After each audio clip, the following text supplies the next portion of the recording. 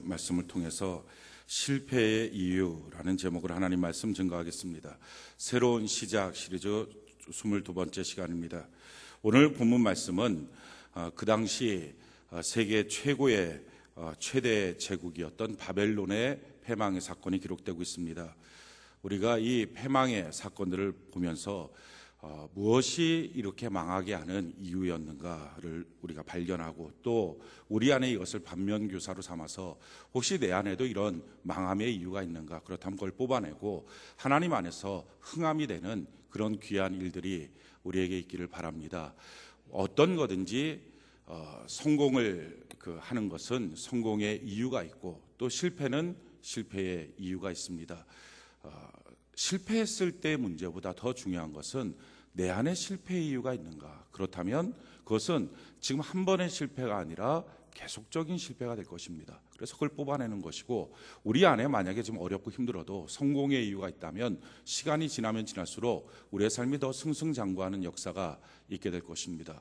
우리 인생에 대해서 실패도 하고 좌절도 하고 넘어지는 것 너무 당연하다 하는 식의 생각들을 갖습니다. 물론 그럴 수 있습니다. 그러나 사실은 우리가 실패하지 않고 점점 더 나아지는 것, 복 위에 복, 번성 위에 번성을 우리가 누리는 것은 단순한 우리의 마음의 요구일 뿐만 아니라 하나님의 약속이기도 합니다. 성경이 이와 같이 말합니다. 신명기 28장 12절로 14절에 보면 여호와께서 너를 위하여 하늘의 아름다운 보고를 여시사 내 땅에 때를 따라 비를 내리시고 내 손으로 하는 모든 일에 복을 주시리니 내가 많은 민족에게 꾸어줄지라도 너는 꾸지 아니할 것이요 여호와께서 너를 머리가 되고 꼬리가 되지 않게 하시며 위에만 있고 아래에 있지 않게 하시리니 오직 너는 내가 오늘 내게 명령하는 내 하나님 여호와의 명령을 듣고 지켜 행하며 내가 오늘 너희에게 명령하는 그 말씀을 떠나 좌로나 우로나 치우치지 아니하고 다른 신을 따라 섬기지 아니하면 이와 같으리라.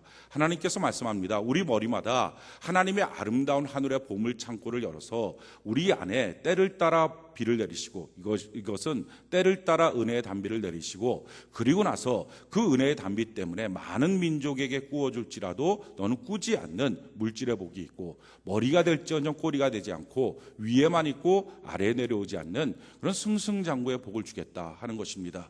이 복이 저와 여러분들에게 넘치길 바랍니다. 그런데 이 복을 받는 조건이 딱 두 가지라는 거예요. 그래서 성경 말씀을 항상 보면 하나님의 말씀은 허무하게 약속만 하는 게 아니라 그 약속을 이루어지게 만드는 조건이 있습니다. 그래서 그 조건을 내가 지키는 삶, 그 삶을 살아갈 때 우리의 성품도 우리의 인격도 우리의 신앙도 바뀌어집니다. 그래서 하나님은 항상 하나님의 말씀을 이루게 하실 때에 우리에게 조건을 가르쳐 주십니다. 오늘 조건이 무엇입니까? 두 가지인데, 너는 내가 오늘 내게 명령하는 내 하나님 여호와의 명령을 듣고 지켜 행하며 내가 오늘 너에게 명령하는 그 말씀을 떠나 좌로나 우로나 치우치지 아니하고 하나님의 말씀을 따라 살아라. 그 말씀 그대로 살아라. 하나님의 말씀에서 떠나서 좌로나 우로나 치우치지 말아야 된다 하는 것입니다. 말씀대로 사는 삶, 이게 첫 번째 조건. 두 번째 조건은 다른 신을 따라 섬기지 아니하면 이와 같으리라. 우상 숭배하지 말라 하는 것입니다. 우리 예수 믿는 사람에게 주시는, 아니 이 땅에 있는 모든 사람에게 주시는 하나님의 축복의 원리는 두 가지입니다. 하나님의 말씀대로 살아라. 두 번째는 우상 숭배하지 말아라. 이 두 가지입니다. 그럼 반대로 말하면 왜 사람이 망할까요? 우상 숭배 때문에 망합니다. 또 한 가지는 말씀을 멀리하기 때문에 망합니다. 오늘 바벨론의 패망의 이유, 큰 제국의 패망을 보면서 왜 이 바벨론이 망했을까? 이유는 마찬가지예요. 두 가지예요. 우상 숭배, 하나는 말씀을 떠나 말씀이 없는 나라였기 때문입니다. 제일 첫 번째 우상 숭배의 문제예요. 오늘 이사야 40장 1절에 보니까 처녀딸 바벨론이여 내려와서 티끌에 앉으라.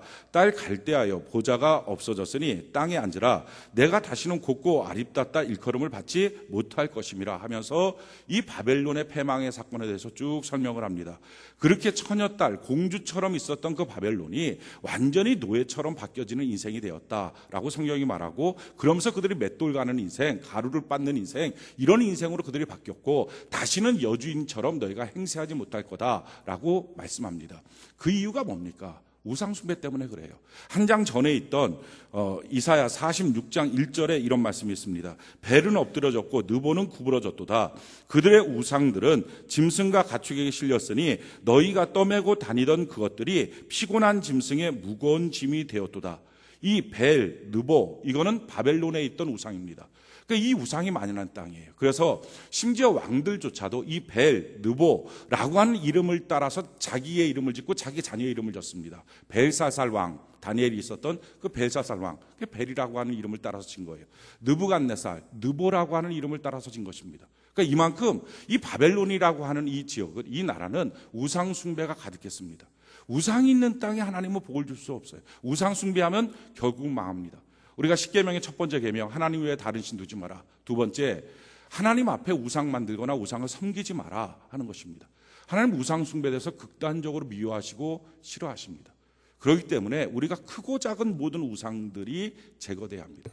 하나님의 복을 받으려면 이 우상이 없어져야 합니다.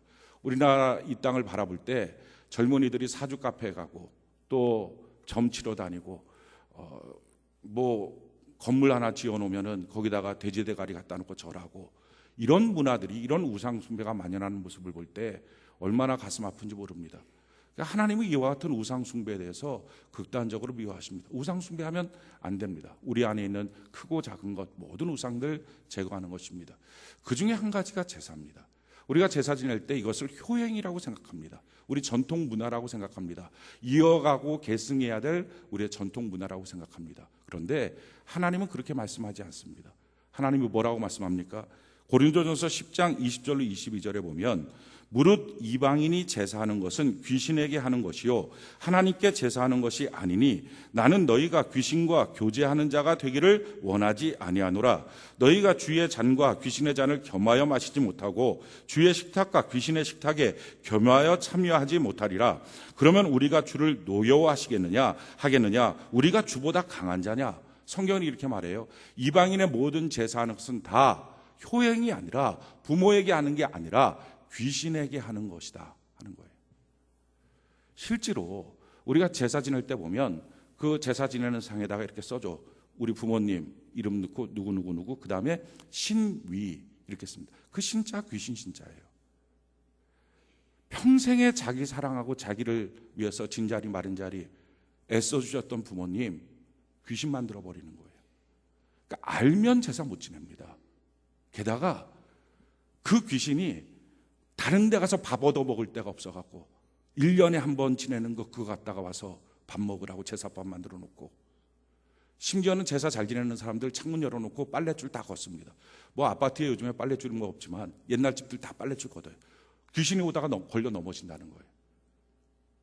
그 부모님을, 평생에 그렇게 존경하고 사랑하는 그 부모님을 귀신 만들어 놓고, 그 귀신도 멍청한 귀신 만들어 놓고, 빨랫줄에 걸려 넘어지는 귀신 만들어 놓고, 그런 모욕이 어디 있습니까?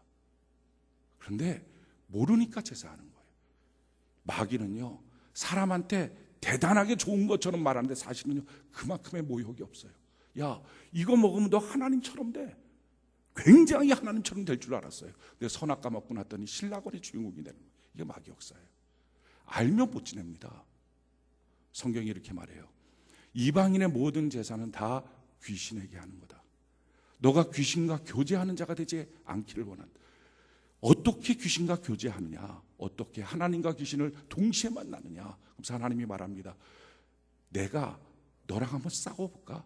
너가 나보다 강하냐? 이게 제사 지내는 사람들 향한 하나님의 말씀입니다. 하나님과 싸워서 이길 사람이 누가 있겠습니까? 그러니까 우상 숭배 중에 한 가지, 이 제사 문제, 이게 재앙의 문제가 나타나는 거예요. 구체적으로 성경은 이렇게 말해요. 시편 106편 28절로 29절에 보면 그들이 또 부월의 바알과 연합하여 죽은 자에게 제사한 음식을 먹어서 그 행위로 주를 경노하게 함으로써 재앙이 그들 중에 크게 유행하였도다. 우리가 제사 지내는 것뿐만 아니라 제사 지내고 난 다음에 그 밥 먹는 거, 음식 먹는 거, 이것만 해도 하나님이 경노하셔서 분노가 충만해져서 그 가정에, 그 사업장에 재앙이 유행하는, 재앙이 시즌이 돼버리는 그런 문제가 나타나게 된다는 것입니다. 알면 제사 못 지냅니다. 기독교에서는요, 추도 예배 또는 추모 예배를 드립니다. 제사가 아니고 돌아가신 부모님들 그리워하고 기억하면서 하나님께 예배드리고, 그리고 부모님이 자녀들에게 주신 덕행, 그 말들, 그것들을 형제들과 같이 나누면서, 야 그래 우리가 이렇게 해서 형제간에 우애를 다지고 하나님께 예배드리고, 우리 가정에 하나님 은혜와 복을 달라고, 그리고 우리 부모님 천국에서 우리가 가서 나중에 만날 때 기쁨의 만남 되게 달라고, 그렇게 예배드리는 거예요. 그러니까 그렇게 하지 않고 오늘날 기독교인들이 이와 같은 우상숭배, 특별히 하나님께서 너랑 나랑 한번 싸워보자 라고 말하는 귀신을 교제하고 섬기는 우상 제사를 지내는 일들 때문에 오늘 하나님이 주시는 승승장구의 인생이 무너지는 것입니다. 이건 효행이 아니에요. 살아계셨을 때 정말 섬겨드리고, 돌아가시고 나면 그 영혼을 하나님께 의탁하고, 그리고 밥 먹을 데 없어서 1년에 한 번 그 제사밥 먹으러 오는 그런 귀신 만듭니까? 천국에 보니까, 성경에 보면 그 생명수 강가에 사시사철 맺는 열매로 그 주님과 더불어서 기쁨으로 같이 음식을 나누며 기쁨이 있는 천국에 있다는 것입니다. 살아생전 부모님 가장 큰 효행은 구원시키고 전도하는 거고, 그리고 돌아가시고 난 다음에 그 마음을 기리면서 형제자매가 우애하는 거고, 한 마음이 되는 거예요. 제사 지내고 서로 간에 싸우고, 재산 문제 때문에 서로 싸우고, 이게 무슨 효행이 되겠습니까? 우리 안에 있는 이 크고 작은 우상숭배들, 이런 것들이 버려져야 합니다. 처음부터 다 하기 힘들 수 있어요. 그런데 기도부터 시작하십시오. 우리 집안에 이런 우상숭배가 없게 해달라고, 그리고 우리 자녀들에게 이런 잘못된 귀신을 섬기는 문화가 사라지게 해달라고 기도하시고요. 그리고 나서 기도하고 있다면 말하고 있다면 그래도 안 고쳐지면 영적인 싸움을 할 믿음의 탐욕을 갖고요. 특별히 남자들부터 해야 됩니다. 여자들이 며느리가 그 영적 싸움 하려고 그러면 너무 힘든 거예요. 근데 아들이 그 일에 대해서 영적으로 각성하고, 이 마귀를 섬기는, 귀신을 섬기는 무지몽매한 일에서 벗어나서 우리 가정에, 우리 자녀에 재앙이 없도록 만들겠다 하는 각오와 결단을 갖고, 내가 하나님의 복을 받아야 되겠다 하는 마음을 갖고 시작하게 되면 훨씬 더 쉽게 바뀌어집니다. 그래서 이런 우상숭배 없애는 것, 그럴 때 하나님의 역사가 나타납니다. 뿐만 아니라 하나님을 섬기는 일에도 우상처럼 섬기면 안 됩니다. 우상은 뭐예요? 깎아놓고 만들어놓고 옆에다 세워놓는 거예요. 아무 말도 안 해요. 내가 그냥 마음대로 하는 거예요. 근데 우리 하나님, 말씀하신 하나님, 그 말씀을 듣고 하나님의 뜻대로 내가 바뀌어지도록 사는 삶의 모습, 이렇게 하나님을 섬기는 것, 이게 필요합니다. 사랑하는 성도 여러분, 바벨론이라고 하는 큰 나라가 우상숭배 때문에 망했습니다. 그럼 그것보다 훨씬 적은 우리 가정, 우리 사업장, 우리 자녀, 이거 우상숭배하면 살아남을 수가 없습니다. 우리 안에 그런 것들 뿌리채 뽑아내고, 하나님의 말씀이 이와 같이 있음에도 불구하고 고집부리며 자기 멋대로 살아가려고 하는 이 자아, 이거 다 무너뜨리고, 하나님께서 싸우시면 어떻게 하나님과 상대해서 이길 수 있습니까? 하나님이 싸우는 사업장이 되면 어떻게 그 사업장이 세워집니까? 하나님이 싸우시는 가정이 되고 자녀가 되고 남편이 되고 아내가 되면 어떻게 그것이 바로 세워질 수 있겠습니까? 우리가 하나님이 도와주는 사람이 돼야 되는데, 우리가 그렇게 하도록 우리 안에 있는 뼛속 깊은 우상숭배 뽑아내버리고 하나님 낯빛을 구하는 은혜가 있기를 예수님 이름으로 축원해 드립니다. 두 번째, 이 바벨론이 망한 이유가 뭡니까? 말씀이 없는 거예요. 말씀을 떠나버린 거예요. 말씀이 떠난 곳은요, 망해요. 승승장구하는 인생의 특징이 뭡니까? 하나님 주신 말씀 잘 듣고 잘 지켜야 된다. 말씀 그대로 살려고 애를 써야 된다. 우리가 물론 말씀 그대로 100% 다 사는 사람 누가 있겠습니까? 그런데 그 말씀대로 살려고 애쓰는 마음만 가져도, 그 결심만 가져도 하나님 그걸 인정해 주시는 거예요. 주의 성령께서 와서 손잡아 주시고 내가 도와줄게, 이렇게 하나님 말씀하시고 이끌어 주시는 거예요. 하나님의 말씀이 왜 중요합니까? 말씀이 주는 능력, 제일 첫 번째, 말씀은요, 믿음을 줍니다. 성경이 이와 같이 말해요. 로마서 10장 17절에 보면, 그러므로 믿음은 들음에서 나며 들음은 그리스도의 말씀으로 말미암느니라. 우리가 하나님의 말씀을 들을 때, 하나님의 말씀을 볼 때 오직 말씀을 통해서만 믿음이 생깁니다. 왜 믿음이 중요합니까? 믿음이 없으면 하나님을 기쁘시게 할 수 없어요. 믿음이 없으면 아무것도 아니에요. 하나님은 하나님을 믿는 백성들을 섭리하십니다. 이끌어 가시죠. 하나님의 기가 막힌 작품으로 그의 인생을 향한 기대와 소망들을 만들어 갑니다. 그러니까 우리가 예수 믿고 나면 우리를 향한 하나님의 기대가 있어요. 우리를 향한 하나님의 꿈이 있어요. 그 꿈으로 우리를 이끌어 가시는 거예요. 성경에 보면 요셉이라는 사람이 있어요. 17살에 형제들이 팔아갖고 노예로 갑니다. 10년 동안 노예 생활해요. 그리고 나서 주인 아내를 범하려고 그랬다는 모함을 받아서 옥에 갇힙니다. 3년 동안 옥살이를 합니다. 얼마나 비극적이고 형제한테 팔린 버림받음, 또 뿐만 아니라 모함당하는 그 억울함, 옥살이 노예 생활 참 자기의 17살부터 30살까지 그 빛나는 인생을 다 시각적으로 보면 얼마나 허무하게 보냅니까? 그런데 이 허무한 시간이 우리의 육신의 시각으로 보면 허무한데요, 성경은 그 과정을 통해서 그를 애굽의 총리로 만들었다는 거예요. 이게 하나님의 섭리예요. 그러니까 하나님은 그를 향한 계획이 있었어요. 그런 고난당하고 모함당하고 오해당하고 여러 가지 어려움이 있을 때 하나님이 그를 향한 뜻이 있다고요. 그걸 통해서 그를 만들어간 거예요. 인격도 만들어가고 삶도 만들어간 거예요. 그래서 마침내 총리를 세웠을 때 누구 한 사람 반대하는 사람 없고 총리로서 얼마나 멋진 그 삶을 살고 애굽도 구원하고 자기의 민족도 구원하는 그런 역사를 이루게 됩니다. 이게 하나님의 섭리예요. 근데 만약에 이런 하나님의 섭리의 과정 속에서 요셉이 팔려갈 때, 옥에 들어갈 때, 노예 생활할 때 힘들고 어렵다고, 에이 하나님이 어디 계시 안 계시지? 하나님 계시면 과연 내 삶에 이런 일이 생기겠어? 하나님 없어. 만약에 믿음을 던져버렸다고 합시다. 그럼 아무것도 아니에요. 우리의 삶에 눈물이 가치가 있는 것은, 우리의 삶에 고난이 가치가 있는 것은, 어떤 때 우리의 삶의 실수와 실패가 그래도 귀한 것은 하나님의 섭리가 있고 그 섭리를 향한 믿음이 있기 때문이에요. 만약에 믿음이 없어진다면 우는 건 그냥 우는 거예요. 가난한 건 그냥 가난한 거예요. 어려운 건 어려운 거고 자녀 속삭이는 건 속삭이는 것뿐이에요. 근데 하나님을 향한 믿음이 있고 그 믿음 안에 역사하시는 하나님의 섭리가 나를 이끌어가고 있다면 그 과정을 통해서 하나님 나를 만들어주시고 정금같이 나오도록 하나님 역사하여 주시게 될 것입니다. 그렇게 중요한 것은요, 우리 예수 안에 있는 삶의 가장 중요한 것, 믿음이에요. 그래서 우리 예수 안에 있는 삶을 뭐라 그럽니까? 신앙생활이라고 말해요. 믿음생활이라고. 믿음 없어지면 소용없는 거예요. 근데 문제는 이 믿음을 없애려고 하는 마귀의 도전이 얼마나 많습니까? 세상에 환난을 주기도 하고 어려움을 주기도 하고 질병을 주기도 하고 가난을 주기도 하고 인간관계가 무너지게도 만들고 이런 믿음을 없애는 수많은 사건들이 있단 말이에요. 그럴 때 이 믿음 지키는 것 어떻게 해요? 오직 말씀이라는 거예요.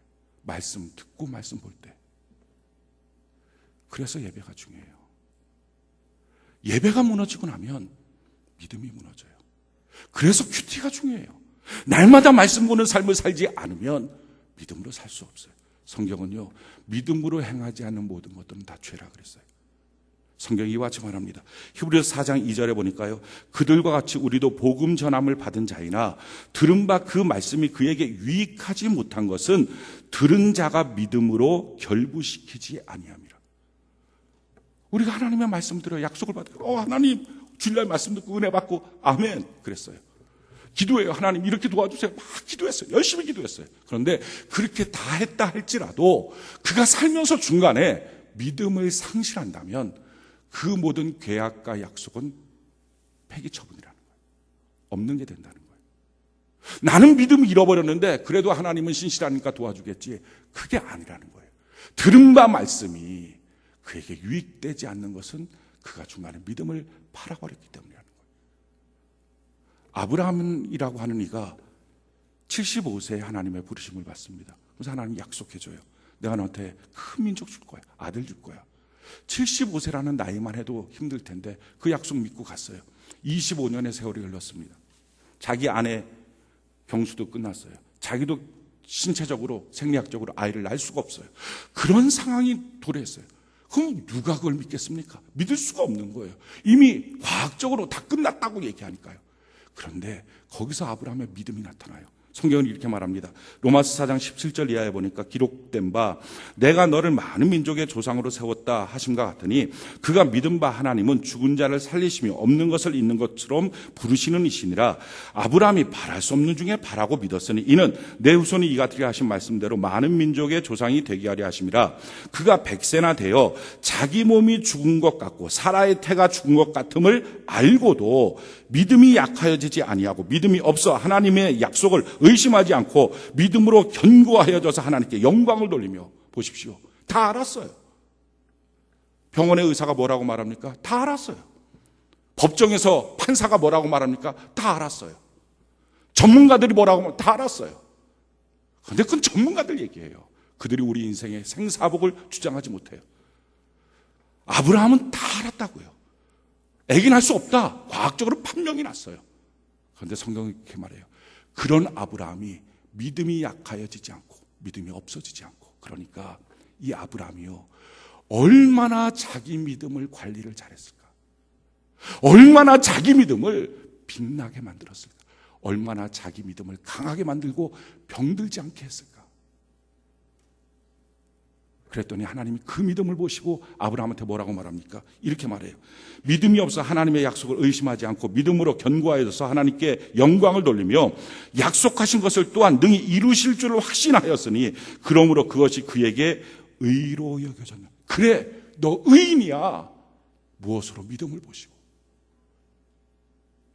그랬더니 그 아들을 주시는 거예요. 이삭을 주신 거예요. 아브라함은요, 그 믿음의 길을 걸어갈 때 다른 거, 눈에 보이는 거, 귀에 들리는 거, 손에 잡히는 거 아무것도 없었어요. 그냥 하나님이 주신 말씀. 그 당시에는 말로써 말씀이 아니니까 환상으로, 실제적으로 하늘의 별을 봐라, 이 바닥에 있는 모래알을 봐라, 이만큼 내가 줄 거다. 그 말씀을 통해서 그 말씀 믿고 25년을 버티는 거예요. 그렇게 버티고 걸어가는 그 삶, 얼마나 자기에게 믿음이 소중한 줄 알고 믿음에 대한 투자를 하고 믿음을 지켰을까. 그 믿음을 지켰다는 거예요. 그것이 의가 된 거예요. 그리고 그것 때문에 결실이 맺어진다는 거예요. 그 다음에 더 놀라운 말씀이 있어요. 이렇게 말씀합니다. 약속하신 것을 또한 능히 이루실 줄로 확신하였으니 그러므로 그것이 그에게 의로 여겨졌느니라. 그에게 의로 여겨졌다 기록된 것은 아브라함만 위한 것이 아니요 의로 여기심을 받을 우리도 위함이니 곧 예수 우리 주를 죽은 자 가운데 살리신 이를 믿는 자니라. 우리 예수 믿는 사람들 다 마찬가지로 이 믿음 가져야 된다는 것입니다. 참 안타까운 것은요, 세상의 모든 일에 대해서 투자도 하고 열심도 내는데 사업하는 사람, 사업 잘하려고 얼마나 애를 쓰고, 주부들 자기 자녀 키우려고 얼마나 애를 쓰는데 믿음에 대한 투자는 안 하는 거예요. 알아서 해주겠지 뭐, 하나님이 될 대로 되라지 뭐. 내가 기도했잖아, 기도했으니까 되겠지. 근데 사실은 기도하고 난 다음에 어느 순간에가 그 믿음이 없는 거예요.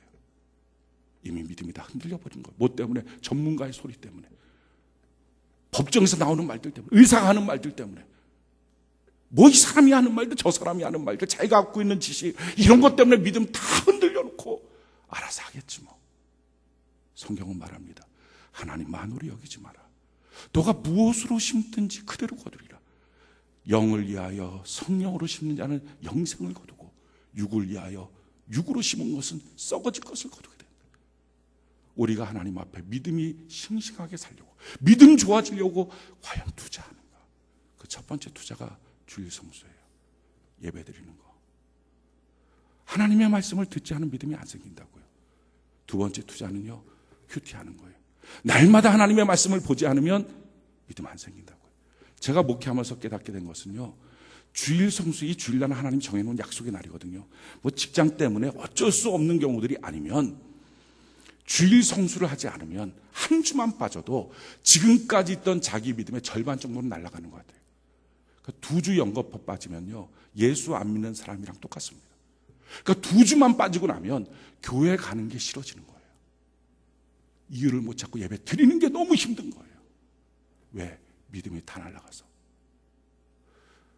그러니까 마귀는요, 얼마나 예배를 못 드리게 할까요? 주일날 예배 드리는 거, 오전 예배, 오후 예배 온전히 드리는 거. 또 우리 교회에서 꼭 드리라고 하는 예배, 수요일날 저녁에 기도하는 예배, 셀 예배. 그리고 날마다 큐티를 통하여 하나님의 말씀을 보는 거.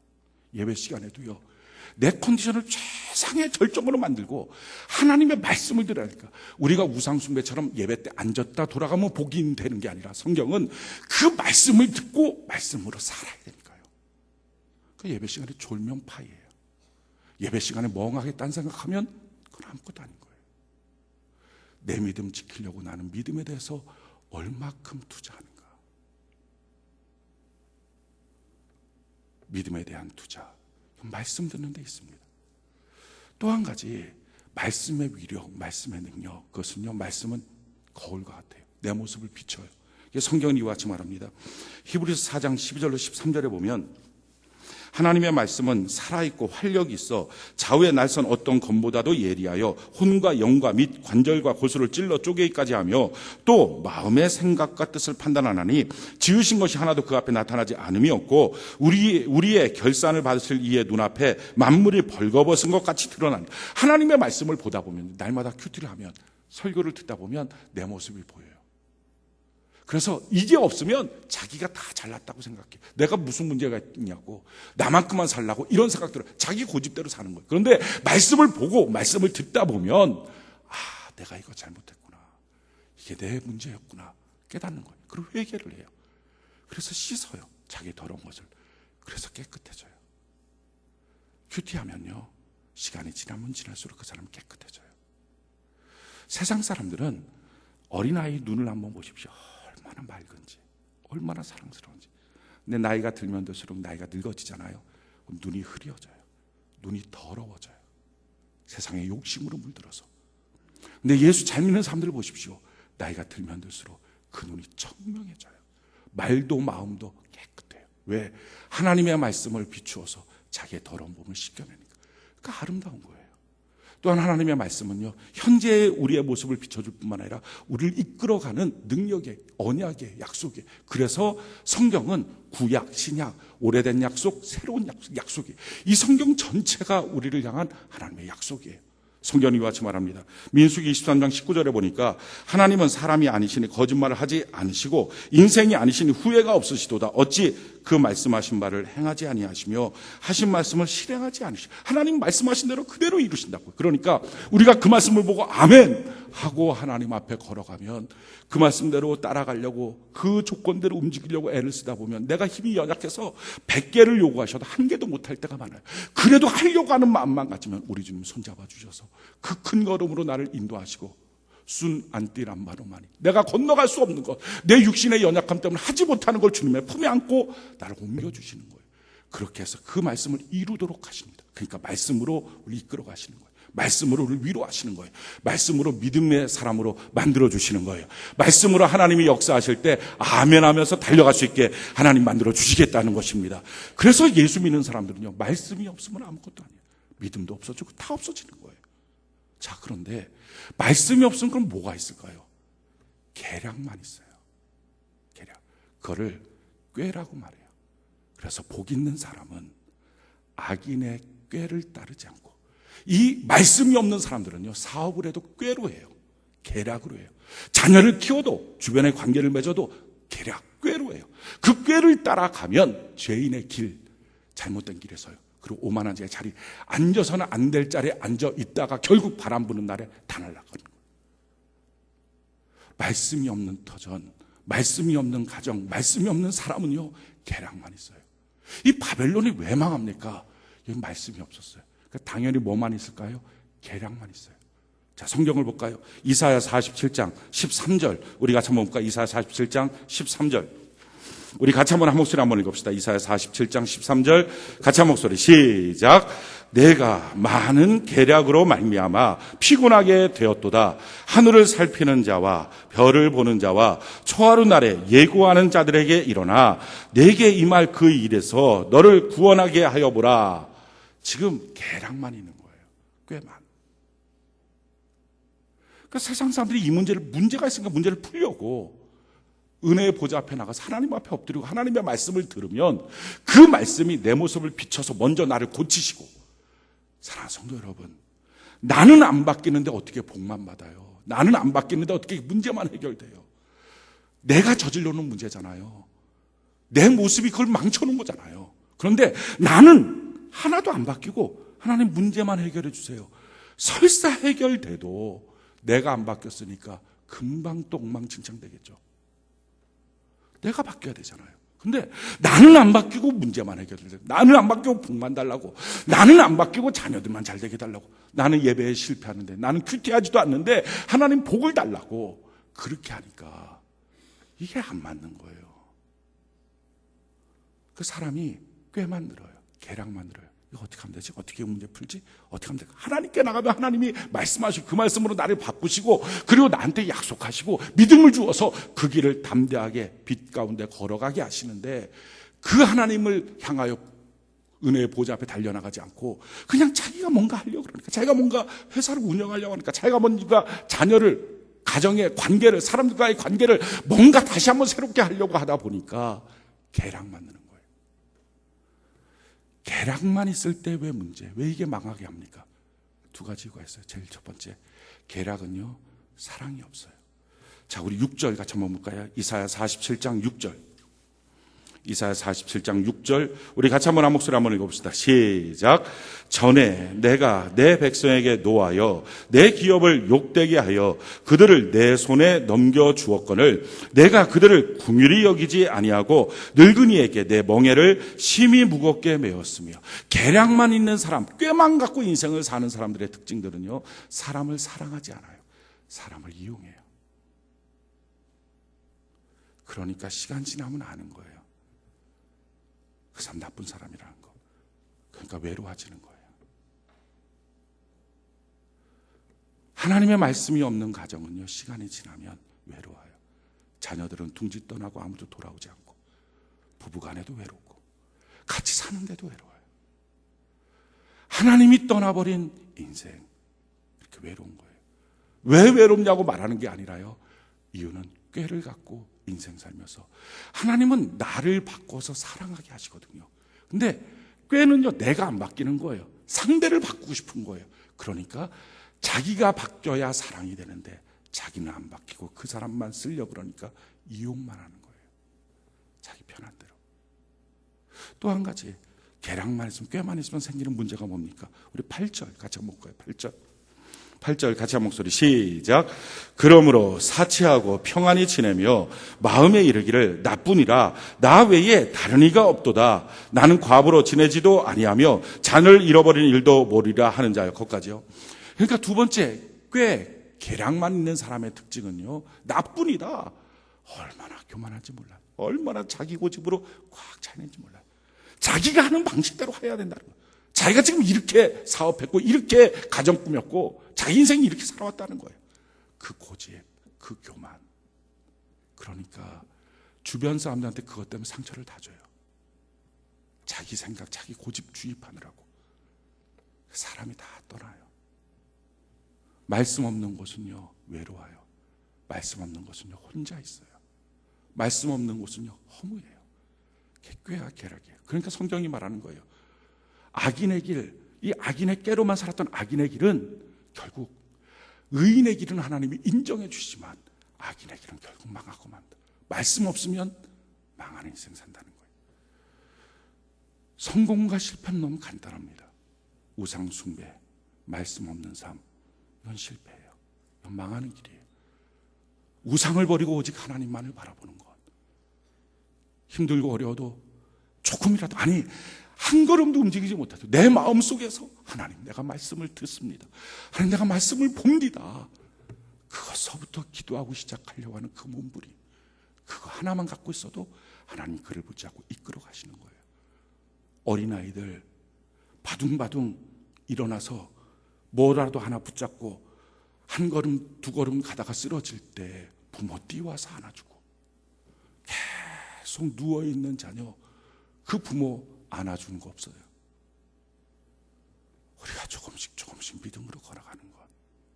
사랑하는 성도 여러분, 우리가 하는 것 우상 숭배 버리는 거예요. 우리가 하는 것 이제부터 예배 때 믿음을 위해서 투자하고, 하나님의 말씀을 보는 큐티하고, 수요예배, 셀예배 나와서 서로 간에 기도하고 교제하고, 내 믿음을 위해서, 내 믿음이 과연 어떤가, 하나님을 향한 내 믿음이 어떤가, 과연 죽음의 경지까지 이르른다 할지라도, 수많은 전문가들이 뭐라고 말하는 그 경지에서도 믿음이 약하지 않고 하나님을 믿는 그 믿음이 내 안에 있는가, 그 믿음을 위해서 우리 믿음의 조상인 아브라함처럼 우리의 믿음을 갈고 닦아가는 그 모습들, 그게 성공이에요.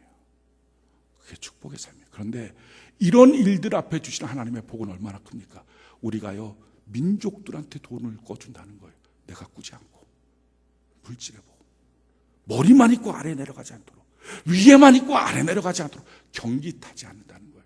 우리 자녀에게도 이런 복을 준다는 거예요. 우리 자녀가 예수 믿는 우리 자녀들인데 아무것도 아닌 것처럼 세상에 널려져 있는 벽돌더미처럼 인정받지 못하는 자녀로 사는 게 아니라 위에 있고 아래에 내려가지 않고 어디를 가든지 머리가 되고 꼬리가 되지 않는 중심에 딱 서 있는 모습, 꼬리처럼 팔랑팔랑 움직이는 게 아니라 하나님 앞에서 중심으로 인정받는 삶, 말씀 따라가서 그 말씀의 삶으로 내 믿음을 한번 키워가고 우상 숭배하지 않고 주님 바라보는 거, 우리 이렇게 오늘 결심하고 우리가 한 걸음 걸어나갈 때 이번 한 주간서부터 하나님 놀랍게 우리 손을 붙잡고 이 약속 그대로의 성공의 삶으로 우리를 인도하여 주시게 될 것입니다. 우리 안에는 실패의 이유를 다 뽑아내십시오. 내가 게을러서 말씀 보기 싫었어요가 아니라 그게 나와 내 자녀의 실패라면 그거 뽑아내야 되지 않습니까? 나 하기 싫어서 예배 안 드렸어요가 아니라 그것이 내 인생의 실패의 이유라면 뽑아내야 되지 않습니까? 귀찮고 싫지만 하자 그러니까 그냥 제사 드려요. 그게 아니라 제사가 뭐가 문제인지를 말하고 하나님 앞에 기도하고 제사 없는 가정 만들고 추도 예배, 주모 예배 하나님께 드리면서 예수 안에 화목한 가정 만드는 거, 이게 얼마나 복됩니까? 우리가 이 첫걸음을 내디는 거룩한 주일 되기를 예수님 이름으로 축원해 드립니다. 우리 시간에 같이